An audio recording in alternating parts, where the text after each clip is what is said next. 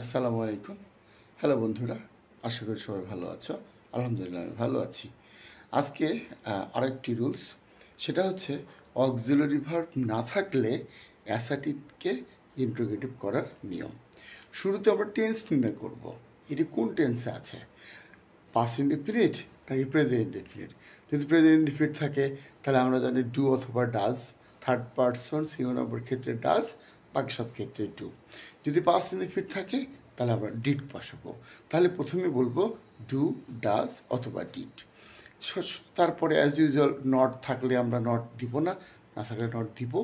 এরপরে আমরা একটা সাবজেক্ট বসাবো, তারপরে একটা প্রিন্সিপাল ভার্ব এবং তারপরে বাকি অংশ বসাবো।